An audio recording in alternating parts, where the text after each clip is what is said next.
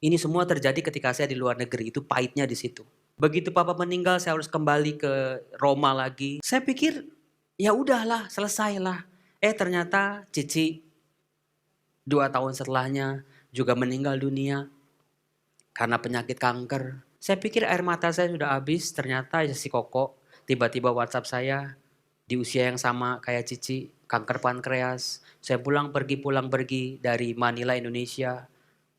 Akhirnya Koko saya juga meninggal juga. Saya pikir air mata udah habis dong. Saya udah luka, saya udah marah banget sama Tuhan. Tapi saya masih coba mau bertahan. Saya pikir finish. Ternyata enggak. Setelah saya di usia 40, ada benjolan di sini. Mati saya langsung. Di usia yang sama, Cici begitu, Koko begitu, sekarang saya anak ketiga. Masih punya 2 adik lagi. Kalau saya kenapa-napa, apa mereka juga nggak kepikiran coba? Itulah saat terendah hidup saya. Terendah hidup saya. Saya tadi di awal Ekaristi. 2017 di sini ada Ibu Agnes, ada Pak Andrijas, tadi ada adik saya juga Selva, mana tuh? Di belakang dia saksi hidup saya. 2017 itu saya pulang dari studi selama 10 tahun. Secara studi saya tuh nggak bego sebetulnya. Saya ya hitungannya oke lah.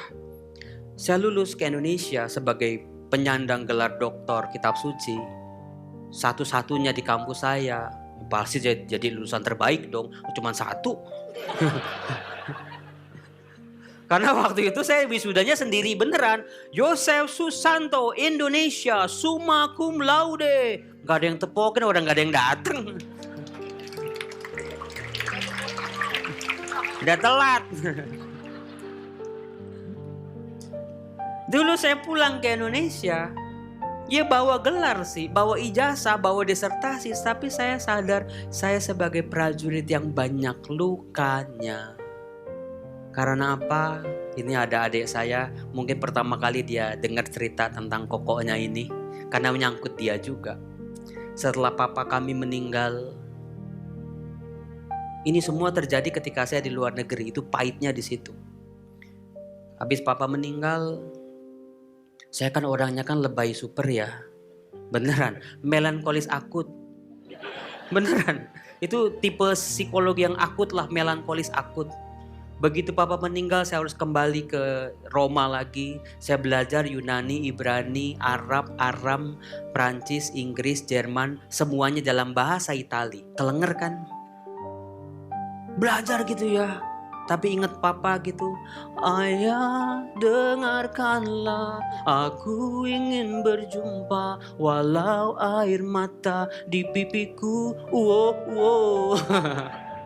Kalau udah uwo-uwonya itu, wah air mata udah ngucur-ngucur. Itu buku udah penuh sama air mata. Berat. Saya pikir, ya udahlah, selesailah. Ternyata Cici 2 tahun setelahnya juga meninggal dunia karena penyakit kanker. Saya sama Selva, adik saya itu kita berangkat ke Amerika. Udah lama gak ketemu si Cici. Kelihat kepalanya udah botak, badannya udah habis. 1 bulan kita temenin, akhirnya harus meninggal dunia. Saya harus balik lagi ke Roma lagi untuk belajar karena ketaatan. Kemudian saya dapat beasiswa, saya boleh memilih kampus manapun yang saya mau masuki. Akhirnya saya pilih Filipina. Kenapa? Saya digoblok-goblokin sama romo-romo lain. Beneran. Kan S2 saya tuh sebetulnya saya tuh bisa masuk S3 di kampus yang sama di Eropa. Di Eropa kan ya gak kayak di Asia lah. Dikasih duitnya sama Vatikan, jadi anak emasnya Bapak Paus. Saya buka pintu kamar saya untuk pintu kamarnya Paus gitu ya. Kan kalau Anda waktu di GBK kan dari jauh tuh kan, tahu ngaku dah. Viva il Papa, tapi dari jauh apa enaknya. Sombong dikit. Kalau di Roma saya buka jendela itu udah Paus beneran, Paus. Jendelanya Paus. Terus saya dapat beasiswa dari Jerman 140.000 euro. Pilih mau di kampus manapun. Saya bawa dalam doa. Tuhan nunjukinnya di mana coba? Filipina. Saya cerita sama teman-teman saya tuh. Gue masuk Filipina aja deh. Ih goblok lu katanya. Abis dari Canisius masuknya Strada katanya. Ya gimana caranya? Itu kan gak apple to apple katanya.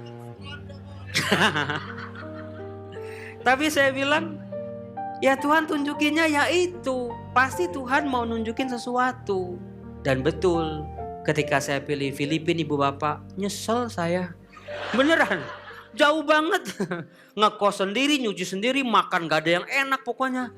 Tapi saya jalanin semua, saya pikir air mata saya sudah habis. Ternyata si Koko tiba-tiba WhatsApp saya di usia yang sama kayak Cici, kanker pankreas. Saya pulang pergi dari Manila, Indonesia. Akhirnya Koko saya juga meninggal juga. Saya pikir air mata udah habis dong. Saya udah luka, saya udah marah banget sama Tuhan. Tapi saya masih coba mau bertahan. Apakah ada yang pernah sama kayak saya? Cuma mau bertahan doang Romo. Itu doang. Gak punya harapan apa-apa lagi. Bertahan aja deh. Mau dipukulin, mau dibonyokin terserah. Saya mencoba bertahan di atas kedua kaki saya. Saya pikir finish. Ternyata enggak. Setelah saya di usia 40, ada benjolan di sini. Mati saya langsung. Di usia yang sama, Cici begitu, Koko begitu. Sekarang saya anak ketiga.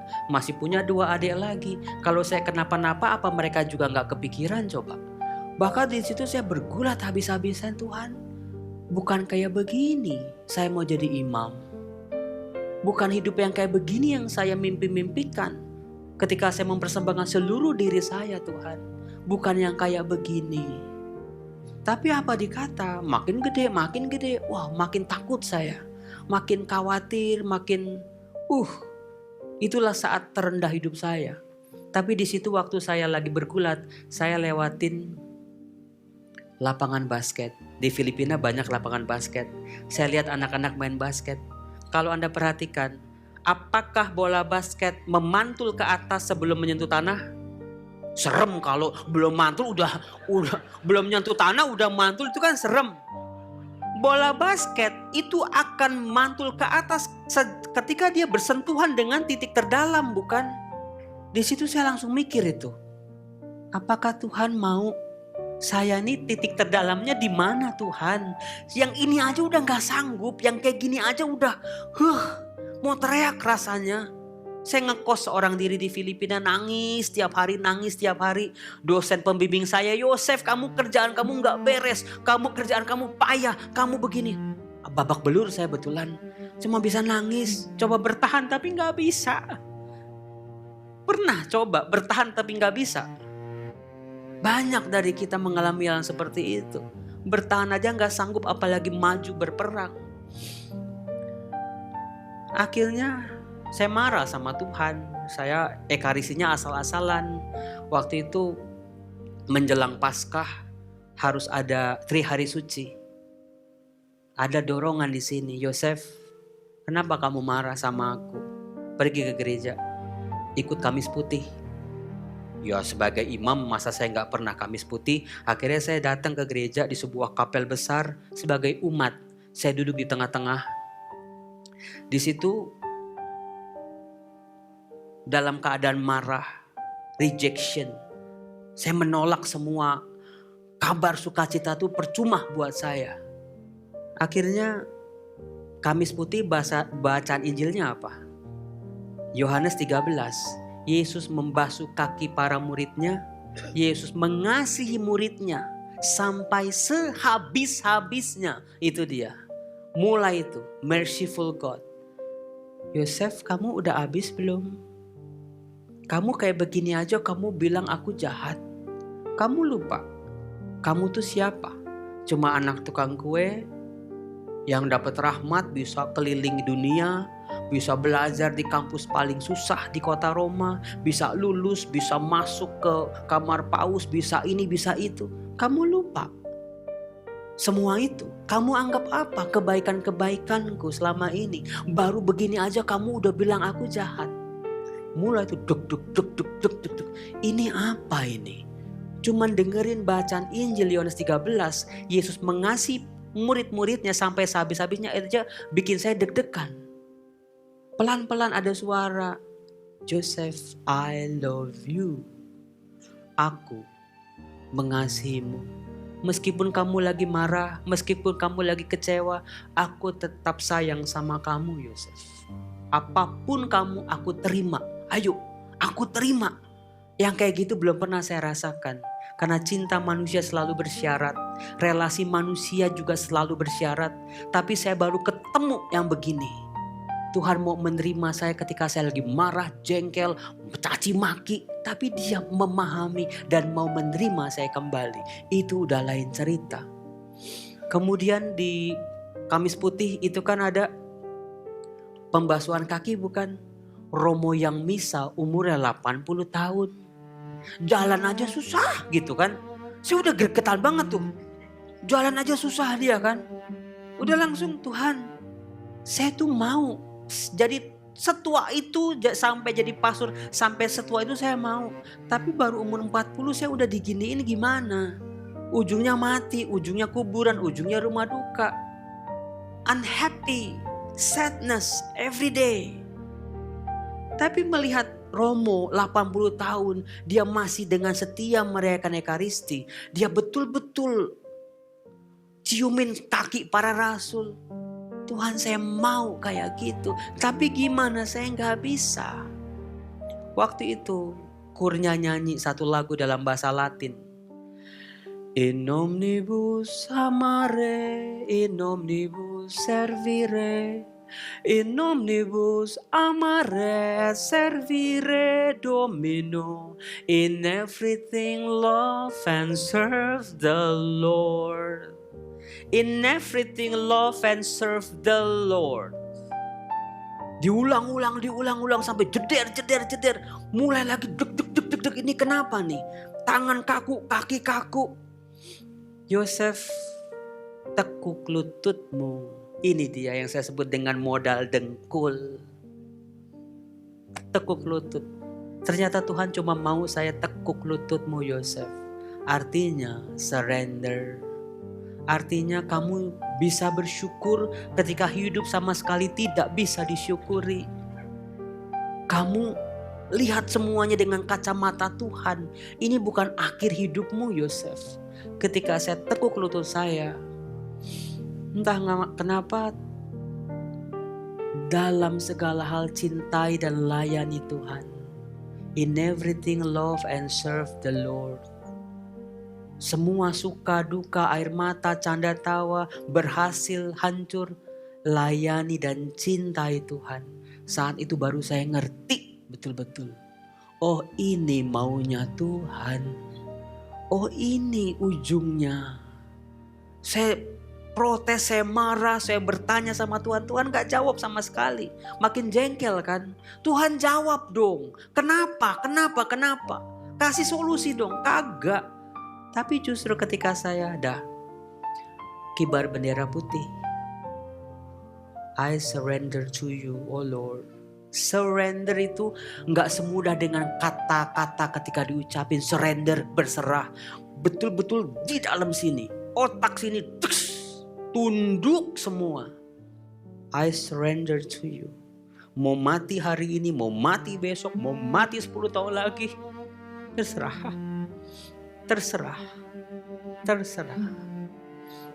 Justru di situ plong.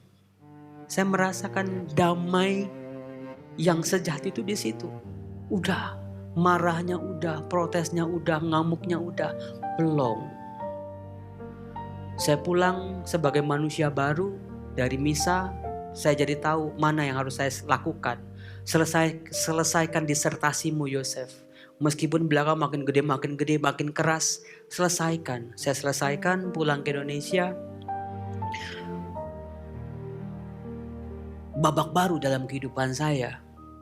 Ketika saya harus dioperasi, mama saya gak ceritain.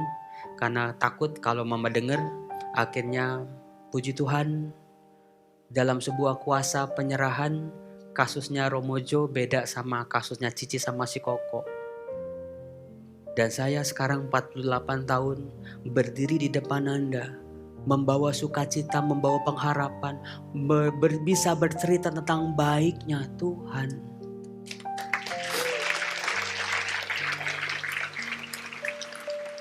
Tapi kata Tuhan belum selesai Yosef, belum. Hidupmu belum selesai ketika kamu sembuh lalu sehat-sehat begitu saja. Ada sesuatu tugas. Mulai di 2019 saya membuka channel YouTube Bible Learning. Dari 1 subscriber, 2 subscriber, lama-lama saya udah gak ngitungin lagi. Salam damai sejahtera saudara-saudara yang terkasih pencinta firman Tuhan. Berjumpa kembali dengan Bible Learning with Father Joseph. Tiap 4:30 pagi saya lakukan. Ketika Anda mungkin masih tidur, saya udah mandi, saya udah di depan kamera. Nanti abis ini buka handphone, subscribe. Tiap hari saya hadirkan firman Tuhan di situ. Yang membuat saya masuk sebagai Romo paling kaya di Kuskupan Agung Jakarta.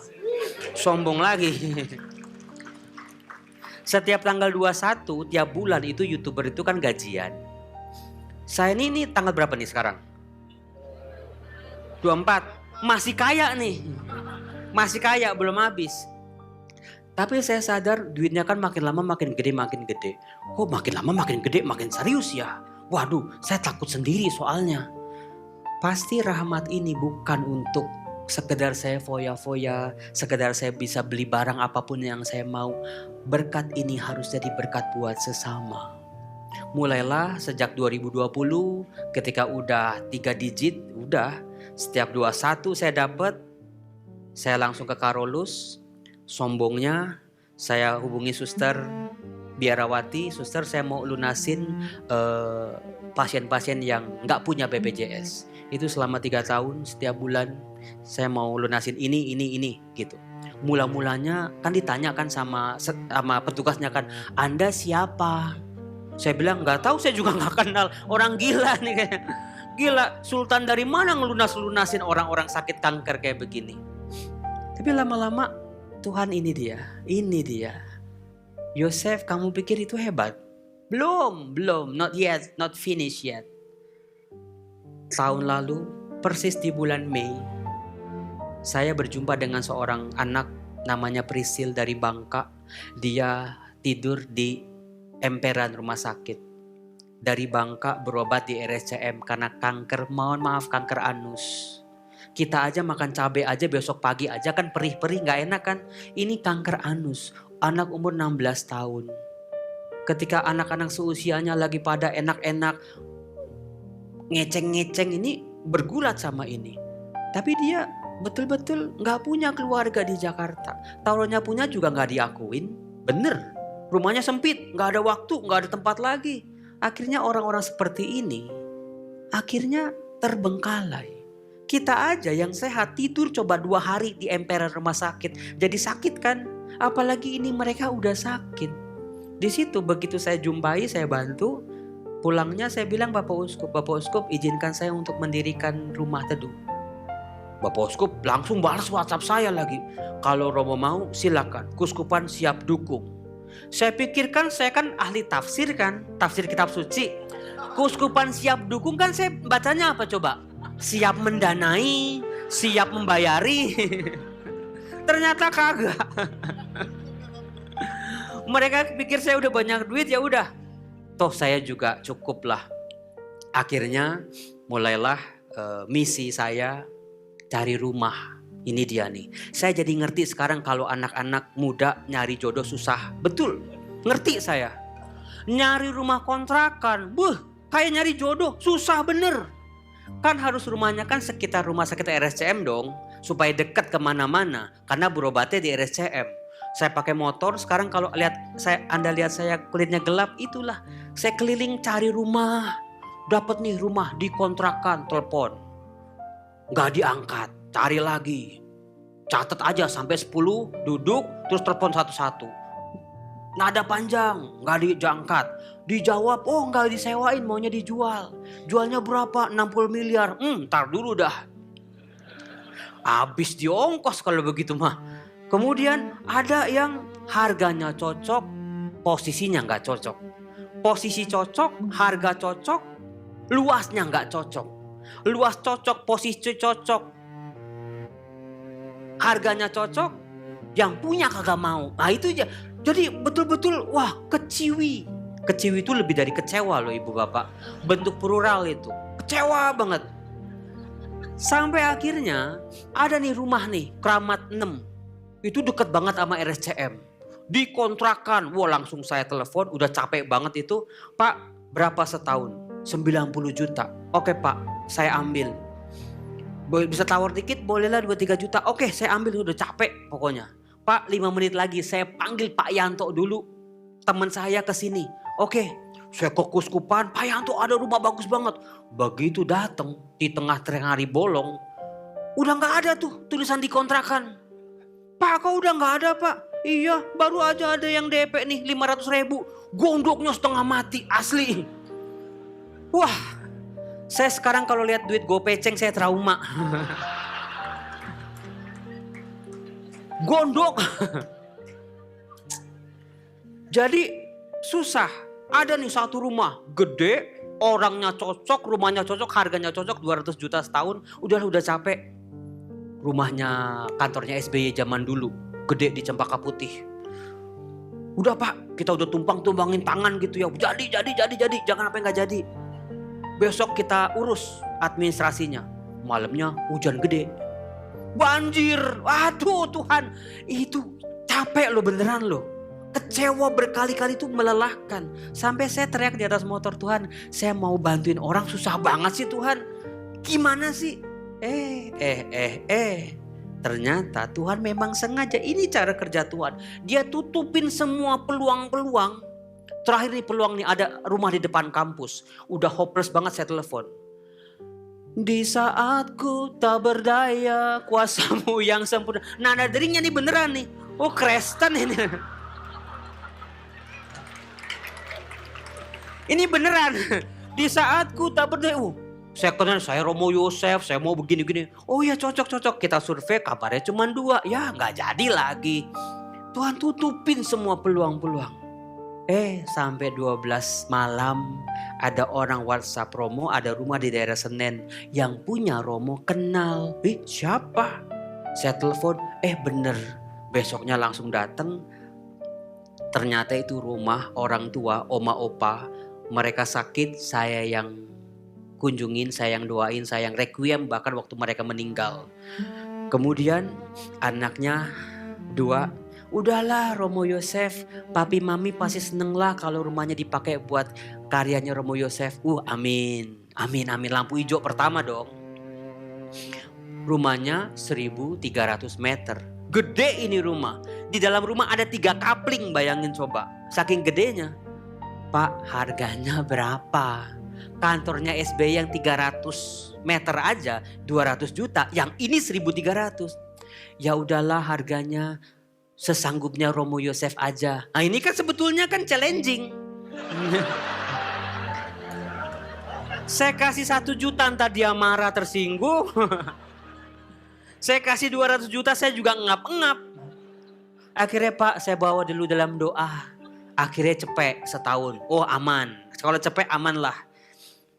Terus akhirnya Romo itu di luar ada mobil. Udah buat Romo aja. Waduh dapat mobil. Harganya murah. Halamannya luas. Ada taman. Kamarnya banyak. Jadi itu cara kerja Tuhan. Semua yang kurang di rumah-rumah sebelumnya digenapi sama Tuhan. Semua yang lebih dilipat gandakan di sini. Sampai akhirnya waktu itu bulan September. Udahlah saya makan minggu depan kita buka aja rumah teduh. Gampang. Ternyata kontraktor masuk. Ada aja yang bolong. Ada aja yang begini-begini. Sampai handphone saya itu penuh sama tagihan-tagihan. Romo beli genteng. Romo beli ini. Romo. Wah Pak saya belum gajian YouTube Pak. Penonton YouTube nontonnya cuma 5 detik doang iklannya. Susah nih Pak. Ya udah sabar Romo. Tapi di situ Tuhan bekerja. Mulai saya waktu Cici, Koko, Papa dan saya ada benjolan, saya ngomong sama Tuhan, Tuhan bercandanya udah gak lucu lagi. Tapi mulai Tuhan bercanda sama saya.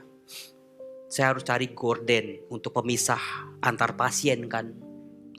Hitung, saya cari toko gorden. Ada di Kelapa Gading, di sebelah Bakmi Alok. Itu ada tuh toko gorden. Ini cara kerja Tuhan yang bercandanya begini nih. Saya masuk, Romo Yosef, kenal penonton Bible Learning. Terus dihitung. Ya Romo, ini karena kan banyak 34 juta. Bu, saya tunggu gajian dulu tanggal 21 ya Bu. Udah gampang Romo. Tapi ini kan buat karya sosial kan Romo. Saya diskon lah, modalnya aja 17 juta. 17 juta duit loh, enak aja Kalau belum gajian juga susah juga. Tuhan bercanda lagi. Dari Kelapa Gading saya mau ke kampus, masuk kantor, lewatin kan Pulau Mas. Ada ibu-ibu, oma-oma di Pulau Mas. Romo di kantor apa di rumah? Kenapa Bu? Saya ada sesuatu buat Romo. Ibu itu biasa ngasih makanan atau sayur apa gitu. Bu, saya lagi di tengah perjalanan dekat rumah ibu. Saya mampir aja. Saya mampir, apa yang terjadi? Itu ibu keluar dari rumah. Saya pikirkan bawa gembolan kayak apa gitu kan. Kok lenggang? Nah itu dia. Father, saya buka kaca mobil saya. Father, this is small token for you. Nah itu dia. Small token. Token time zone. Saya sentuh dong. Meskipun saya imam, saya tahulah duit lah. Begitu sentuh kok tipis. Ya udahlah. Saking penasaran small token itu apa. Begitu belok satu belokan. Berhenti. Saya buka itu amplopnya. Apa yang terjadi? Tipis. $1.000. Ini beneran, ini kesaksian ini. Waktu itu dolar 17.000. Kok bisa pas begini? Tuhan, bercandanya asik juga. Mulailah lagi, besoknya lagi, Romo tagihan chat sekian. Tiba-tiba dari Dulux Spain nelfon saya, Romo, saya penonton Bible Learning, bos saya juga fans garis kerasnya Romo. Waduh, udah chat semua dari Dulux Spain. Coret sekian ratus juta. Datang lagi AC 17 AC. Ini rumah saya full AC ya. Tiba-tiba dari Daikin, Romo udah dari kami aja. Coret. Terus lampu. Saya punya murid dari Inlight, Romo lampu kami aja, coret. Kasur. Itu kan ada 30 kasur loh yang bertingkat itu. Bayangin kalau satu kasur 2 juta. Kelenger juga. Tiba-tiba saya ditelepon dari Alga Springbed. Romo, saya tahu Romo mau bikin rumah teduh, udah dari kami aja. Bu, banyak loh Bu. Romo butuh berapapun kami kasih. Waduh. Jadi kerjaan saya sejak itu coret. Luar biasanya di situ karya Tuhan. Terima kasih. Saya boleh ambil bagian dari karya suci ini. Saya pikir punya rumah teduh Suryo cuma nambahin kerjaan saya yang sudah super sibuk. Ternyata enggak tuh. Ternyata sama sekali enggak. Justru saya belajar kitab suci, saya mengajar kitab suci, saya berkhotbah firman Tuhan. Saya baru ngerti itu arti kasih sejak punya rumah teduh. Saya ngerti kasih dalam bahasa Yunani, Ibrani, Aram, Jerman. Tapi baru saya ngelihat ada satu keluarga dari Bangka. Mereka Katolik. Ada 26 anak di rumah teduh Suryo, yang Katolik cuma 1, yang Kristen 1, sisanya saudara kita yang Muslim. Dulu saya tuh dipanggil koko-koko Cina. Beneran. Koko-koko Cina datang bawain buah. Koko-koko Cina datang bawain baju. Tapi ya sekarang mereka tahu saya Romo. Mereka Romo kalau anaknya mau operasi, Romo tolong doain. Saya bikin tanda salib aja. Ada satu keluarga dari Bangka, anaknya 3,5 tahun namanya Clara. Kena kanker langka, anak ginjal, nggak bisa dioperasi. Anak ini udah kurus banget, rambutnya udah botak, sudah kemo 23 kali. Dan kemarin papanya nangis-nangis. Hasil setelah kemo 23 kali bukan yang mengecil malah makin gede. Anak 3,5 tahun udah kena kanker, makan apa sih tuh anak? Lebih gurih makanan yang begini-begini nih, makannya kan serem-serem. Dia dosa apa sih anak 3,5 tahun? Gak ada dosanya, tapi kankernya langka. Di kemo udah abis-abisan ini anak. Dan ngerinya setiap di kemo ini anak HB-nya turun. Kalau HB turun harus ditransfusi.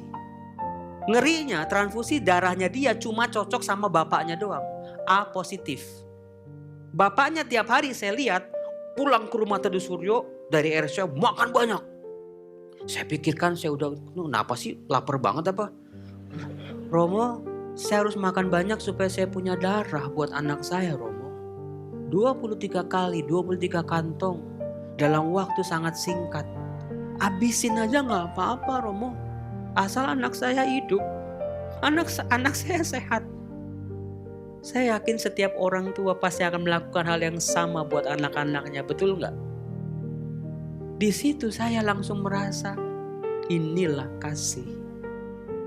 Anak itu belum bisa membalas kasih orang tuanya.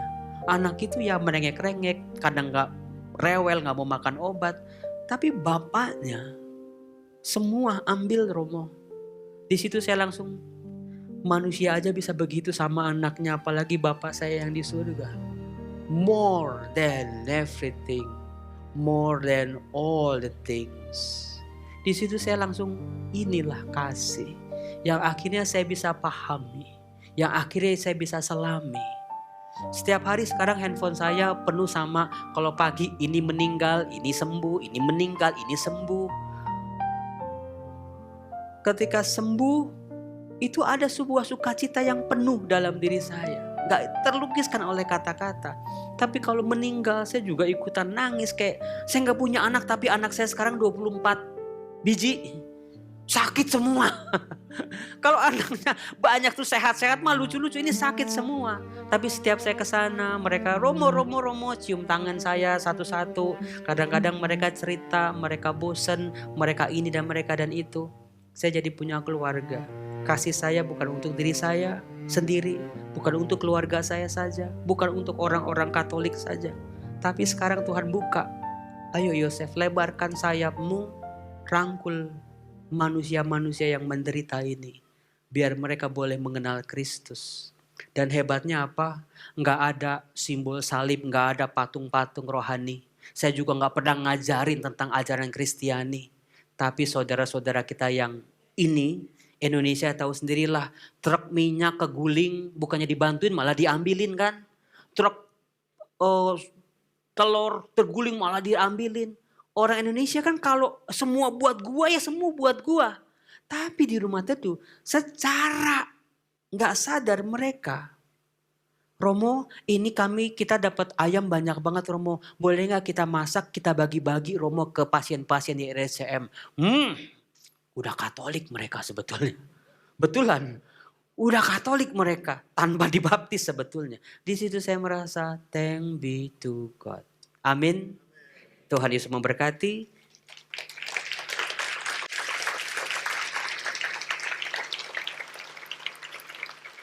Di situ saya merasa Ekaristi memang sumber berjumpa dengan Allah yang penuh belas kasih. Amin.